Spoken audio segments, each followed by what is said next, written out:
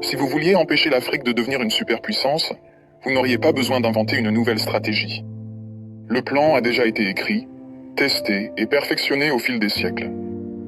Vous commenceriez par vous assurer que l'Afrique ne s'unisse jamais. Le moyen le plus simple de le faire est de maintenir les gens divisés selon des lignes ethniques, tribales et religieuses.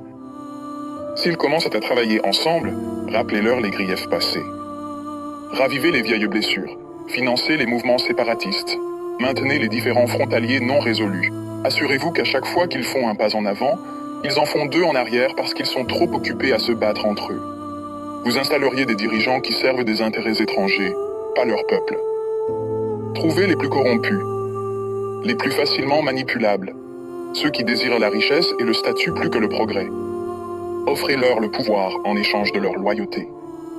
Si un leader émerge qui se soucie réellement de l'Afrique, débarrassez-vous de lui. Assassinez-les si nécessaire. Mais si c'est trop compliqué, déstabilisez simplement leur gouvernement et soutenez un coup d'État. S'ils parlent de nationaliser les ressources, faites-en un exemple.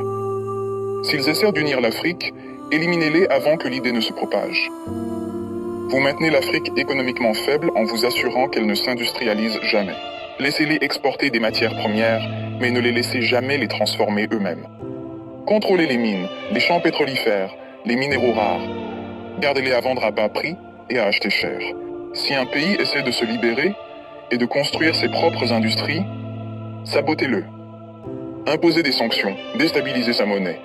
Financez l'opposition locale, faites s'effondrer son économie. Si cela ne fonctionne pas, orchestrez une guerre civile. Les gens ne peuvent pas construire quand ils sont trop occupés à essayer de survivre. Vous vous assureriez que leur système éducatif produit des travailleurs, pas des innovateurs.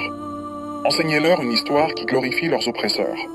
Faites-leur croire que leurs cultures sont primitives, que leurs ancêtres étaient des sauvages, que leur avenir dépend de l'approbation étrangère. Entraînez-les à mémoriser, pas à penser de manière critique. Gardez leurs meilleurs et plus brillants à la recherche d'opportunités à l'étranger. Faites-leur rêver de quitter l'Afrique plutôt que de la réparer. Offrez des bourses qui emmènent leurs esprits les plus brillants vers l'Occident et ne les encouragez jamais à revenir.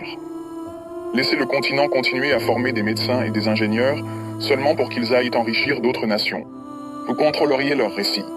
Les faire penser que l'intervention étrangère est nécessaire, qu'ils ne peuvent pas résoudre leurs propres problèmes, qu'ils ont toujours besoin d'aide de l'extérieur. Vous supprimeriez leurs forces militaires. Maintenir leurs armées faibles, leurs industries de défense inexistantes. Leur vendre des armes pour qu'ils se battent entre eux, mais ne jamais les laisser développer une technologie militaire de pointe. Si un pays essaie de construire un système de défense solide, l'accuser d'être une menace pour la stabilité. S'assurer qu'ils aient toujours besoin de casques bleus étrangers, de bases militaires étrangères, de conseillers étrangers contrôlant leur sécurité. Les garder vulnérables à l'invasion, aux coups d'État et à l'ingérence étrangère. La formule est simple. Diviser, corrompre, exploiter, désinformer, contrôler.